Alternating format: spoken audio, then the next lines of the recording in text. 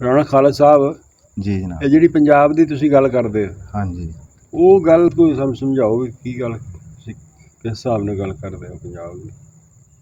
ਮਸਲੇ ਨੇ ਵੀ ਤੁਸੀਂ ਕਹਿਣਾ ਚਾਹੁੰਦੇ ਆ ਵੀ ਪੰਜਾਬ ਸਾਡਾ ਪੰਜਾਬ ਜਾਂ ਚੜ੍ਹਦਾ ਪੰਜਾਬ? ਨਹੀਂ, ਦੋਵਾਂ ਦੀ ਜੀ, ਲਹਿੰਦੇ ਦੀ ਵੀ ਤੇ ਚੜ੍ਹਦੇ ਦੀ ਵੀ ਜੀ। ਅੱਛਾ ਅੱਛਾ।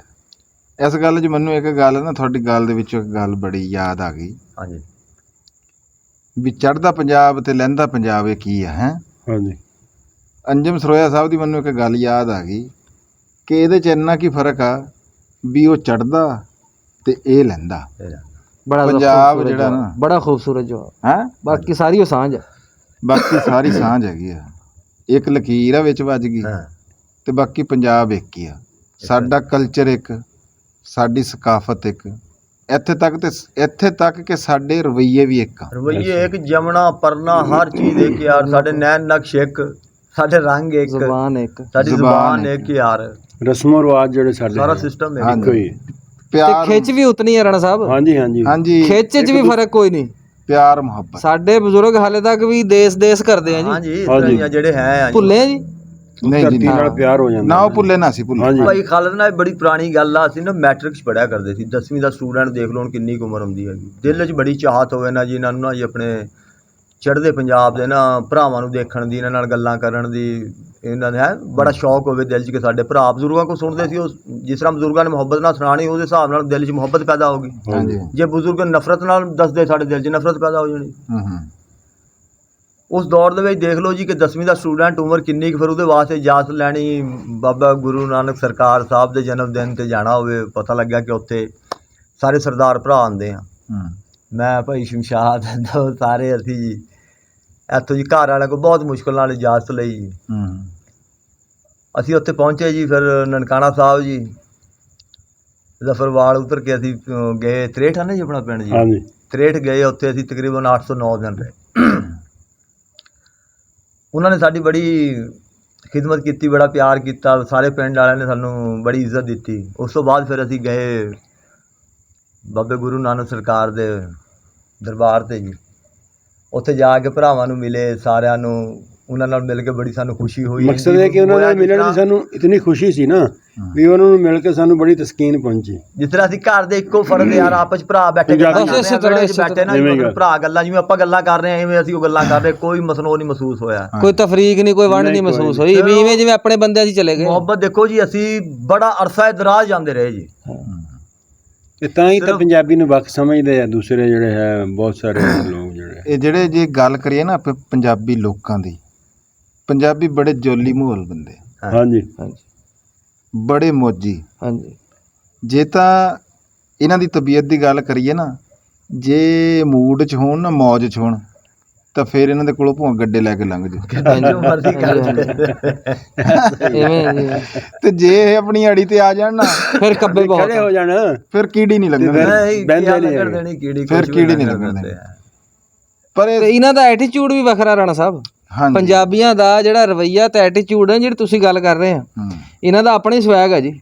ਬਿਲਕੁਲ। ਅੱਛਾ, ਇੱਕ ਗੱਲ ਹੈ ਜੀ ਕਿ ਆਪਣੇ ਜਿਹੜੇ ਆਪਣਾ ਬਾਕੀ ਜਿਹੜੇ ਸੂਬੇ ਹੈ ਇਹਨਾਂ ਦੇ ਵਿੱਚ ਜਿਹੜੇ ਸ਼ਨਾਖਤੀ ਕਾਰਡ ਬਣਦੇ ਉਹਦੇ ਵਿੱਚ ਉਹਨਾਂ ਨੂੰ ਬਿਲਕੁਲ ਜਿਹੜਾ ਹੈ ਆਪਣਾ ਸਿੰਧੀ ਦੇ ਹਿਸਾਬ ਨਾਲ ਬਣਾ ਰਹੇ, ਔਰ ਜਿਹੜਾ ਕਿ ਦੂਸਰੇ ਬਲੋਚੀ ਹੈ ਉਹ ਆਪਣੇ ਹਿਸਾਬ ਨਾਲ ਬਣਵਾ ਰਹੇ। ਸਾਡੇ ਇੱਥੇ ਸਾਡੇ ਦੂਰ ਤੋਂ ਮਸਲਤ ਕੀਤੀ। ਬੜੀ ਗੱਲ ਕੀਤੀ ਹੈ ਰਾਣਾ ਸਾਹਿਬ, ਇਹ ਵੀ ਅੱਲਾ ਜਾਣਦਾ, ਬੜੀ ਗੱਲ ਕੀਤੀ ਆ। ਪੰਜਾਬੀਆਂ ਨੂੰ ਨਾ ਅਸਲ ਦੇ ਵਿੱਚ ਵੰਡਿਆਂ ਤੋਂ ਲੈ ਕੇ ਨਾ ਅੱਜ ਤੱਕ ਸਾਨੂੰ ਸਾਡਾ ਹੱਕ ਮਿਲ ਹੀ ਨਹੀਂ ਸਕਿਆ।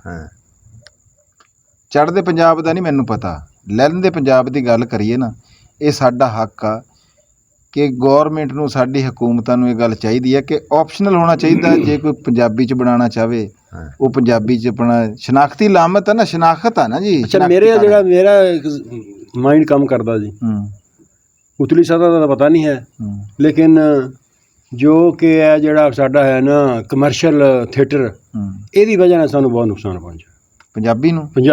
ਹਾਂ, ਪੰਜਾਬੀ ਜ਼ੁਬਾਨ ਨੂੰ ਨੁਕਸਾਨ ਪਹੁੰਚਾਉਣ ਦੇ ਵਿੱਚ ਨਾ ਕਮਰਸ਼ੀਅਲ ਥੀਏਟਰ ਦਾ ਕਿਰਦਾਰ ਸਭ ਤੋਂ ਅੱਗੇ ਆ, ਕਿਉਂਕਿ ਸਾਡਾ ਇਹ ਕਲਚਰ ਹੈ ਨਹੀਂ ਰਾਣਾ ਸਾਹਿਬ। ਹਾਂਜੀ, ਜਿਹੜਾ ਸਾਨੂੰ ਦਿਖਾਇਆ ਜਾਂਦਾ, ਇਹ ਕਮਰਸ਼ੀਅਲ ਥੀਏਟਰ ਪੇਸ਼ ਕਰ ਰਿਹਾ, ਜਿਹੜਾ ਦੁਨੀਆ ਨੂੰ ਦਿਖਾਇਆ ਜਾ ਰਿਹਾ, ਜਿਹੜਾ ਦੁਨੀਆ ਨੇ ਦੇਖਣਾ ਤਾਂ ਇੱਥੋਂ ਆ ਨਾ, ਇਸ ਜਗ੍ਹਾ ਤੋਂ। ਇਹਦੇ ਬੜੇ ਅਸਰਾਤ ਆ, ਲੇਕਿਨ ਸ਼ਾਬਾਸ਼ ਆ ਉਹਨਾਂ ਬੰਦਿਆਂ ਨੂੰ, ਆ ਸੋਸ਼ਲ ਮੀਡੀਆ ਆਇਆ, ਇਹ ਦਾਤ ਦੇਣੀ ਚਾਹੀਦੀ ਆ ਸਾਨੂੰ। ਅੰਜਮ ਸਰੋਇਆ, ਬੇਬੀ ਹਿੰਜਰਾ, ਵਕਾਰ ਭਿੰਡਰ, ਨਾਸਰ ਢਿੱਲੋਂ, ਨਾਸਰ ਢਿੱਲੋਂ, ਉਹਦੇ ਨਾਲ ਕੋਈ ਅਮੀਰ ਨਾਸਰ ਪੈਦਾ ਹੋ ਗਈ। ਕਸਾਣਾ ਹੈ, ਇਹਨਾਂ ਅਮੀਰ ਪੈਦਾ ਲੋਕਾਂ ਨੇ ਪੰਜਾਬੀ ਜ਼ਬਾਨ ਨੂੰ ਨਾ ਸਹੀ ਰਾਹ ਦਿਖਾਤੀ ਹੈ। ਤੇ ਵਰਨਾ ਪਹਿਲੇ ਲੋਕ ਇਹ ਉਹ ਮਕਾਮ ਗੁਜ਼ਰੇ ਆ ਕਿ ਪੰਜਾਬੀ ਬੋਲਣਾ ਲੋਕਾਂ ਨੇ ਪਸੰਦ ਨਹੀਂ ਕੀਤਾ। ਨਹੀਂ ਕੀਤਾ ਪਸੰਦ ਜੀ। ਤੁਸੀਂ ਤਾਰੀਖ ਦੇ ਪੰਨੇ ਫਰੋਲ ਕੇ ਵੇਖ ਲਓ ਹਾਂਜੀ ਵੀ ਪੰਜਾਬੀਆਂ ਨਾਲ ਨਾ ਦੂਸਰੇ ਸਾਡੇ ਜਿਹੜੇ ਸੂਬੇ ਆ, ਇਹ ਗੱਲ ਕਰਦਿਆਂ ਹੋਇਆਂ ਨਾ ਤਕਲੀਫ ਵੀ ਹੁੰਦੀ ਆ ਕਿ ਪੰਜਾਬੀਆਂ ਨੂੰ ਅੱਛਾ ਨਹੀਂ ਸਮਝਿਆ ਗਿਆ, ਲੇਕਿਨ ਪੰਜਾਬੀਆਂ ਨੇ ਸਾਰਿਆਂ ਨੂੰ ਅੱਛਾ ਸਮਝਿਆ। ਅੱਛਾ ਸਮਝ ਐਸਾ ਇਹਨਾਂ ਨੇ ਉਹਦੀ ਕਦਰ ਕੀਤੀ, ਉਹਨਾਂ ਦੀ ਮਹਿਮਾਨ ਨਵਾਜ਼ੀ ਕੀਤੀ ਆ, ਅੱਜ ਤੱਕ ਕਰਦੇ ਆ ਰਹੇ ਆ।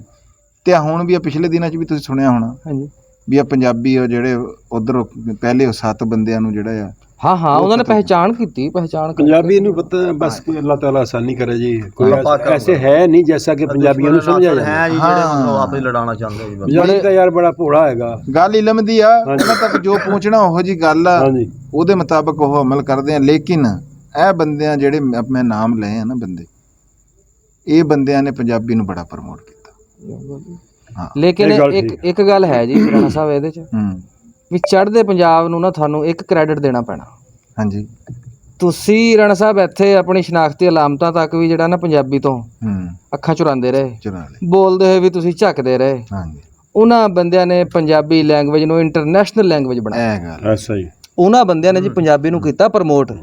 ਮੈਂ ਕਹਿੰਦਾ ਜੀ 100 150 ਚੈਨਲ ਉਹਨੇ ਪੰਜਾਬੀ ਦਾ ਬਣਾਤਾ। ਆ ਗੱਲ ਉਹਨੂੰ ਇੱਕ ਕੈਨੇਡਾ ਦੇ ਵਿੱਚ ਤੁਸੀਂ ਦੇਖੋ ਕਿ ਕੈਨੇਡਾ ਦੇ ਵਿੱਚ ਸਿੱਖ ਆ ਹਾਂਜੀ ਸਾਡੇ ਜੱਟ ਭਰਾ ਆ, ਉਹਨਾਂ ਨੇ ਕੈਨੇਡਾ ਦੀ ਗਵਰਨਮੈਂਟ ਨੇ ਜਿਹੜਾ ਉਹਨਾਂ ਦਾ ਤਰਾਨਾ, ਕੌਮੀ ਤਰਾਨਾ ਪੰਜਾਬੀ ਦੇ ਵਿੱਚ ਉਹ ਯਾਨੀ ਕਿ ਅਨਾਉਂਸ ਕੀਤਾ, ਪੜਿਆ ਉਹਨਾਂ ਦੀ ਗਵਰਨਮੈਂਟ ਨੇ। ਥੋੜੀ ਜੀ ਗੱਲ ਹੈ ਜੀ, ਬੜੀ ਗੱਲ ਉਹਨਾਂ ਕੋਲ ਪਲੇਟਫਾਰਮ ਮੌਜੂਦ ਸੀ, ਉਹਨਾਂ ਨੇ ਲੋਕਾਂ ਨੂੰ ਦਿਖਾਇਆ ਵੀ ਅਸੀਂ ਆ ਸਾਡੇ ਤਾਂ ਇੱਥੇ ਤੂੰ ਥੋੜਾ ਜਿਹਾ ਪਿੱਛੇ ਚੱਲ ਜਾ, ਥੋੜਾ ਜਿਹਾ ਪਿੱਛੇ ਚੱਲ ਜਾ ਵੀ ਟੀਵੀ ਦੇ ਉੱਤੇ ਨਾ ਸਾਡਾ ਜਿਹੜਾ ਨੈਸ਼ਨਲ ਟੀਵੀ ਸੀ ਜੀ ਜੀ ਉਹਦੇ ਉੱਤੇ 1 ਘੰਟਾ ਪੰਜਨਾਂ ਦੇ ਡਰਾਮੇ ਨੂੰ ਪੰਜਾਬੀ ਦੇ ਵਿੱਚ ਹੀ ਅੱਧਾ ਘੰਟਾ, ਹਾਂਜੀ ਦਿਲਦਾਰ ਪ੍ਰਵੇਜ਼ ਭੱਟੀ ਵਾਲਾ 1 ਘੰਟਾ ਰੇਡੀਓ ਦੇ ਉੱਤੇ ਹਾਂਜੀ ਹੈ ਹਾਂਜੀ ਇਹ ਮਿਲਦਾ ਸੀ। ਜੀ।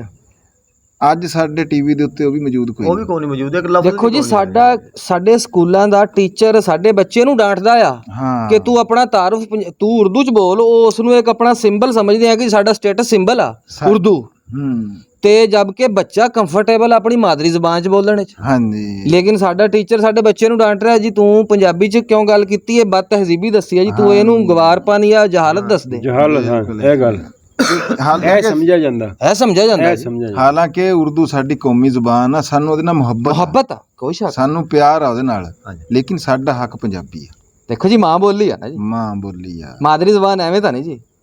ਇਹ ਤਾਂ ਉਹੀ ਮੈਂ ਜਿਹੜੀ ਅੱਗੇ ਗੱਲ ਉਹ ਪਿੱਛੋਂ ਹੀ ਜੋੜਦਾ ਮੈਂ ਕਿ ਟੀਵੀ ਦੇ ਉੱਤੇ ਅੱਜ ਸਾਡੇ ਪੰਜਾਬੀ ਨੂੰ ਨਾ, ਸਾਡਾ ਕੋਈ ਪੰਜਾਬੀ ਚੈਨਲ ਹੈਗਾ, ਤੁਸੀਂ ਇਹ ਦੇਖੋ ਕੋਈ ਨਹੀਂ ਹੈ ਜੀ, ਐਸਾ ਹੀ ਹਾਂਜੀ ਬਿਲਕੁਲ ਇਸ ਤਰ੍ਹਾਂ ਨਹੀਂ ਹੈ ਨਾ, ਕੋਈ ਨਹੀਂ ਹੈ ਜੀ।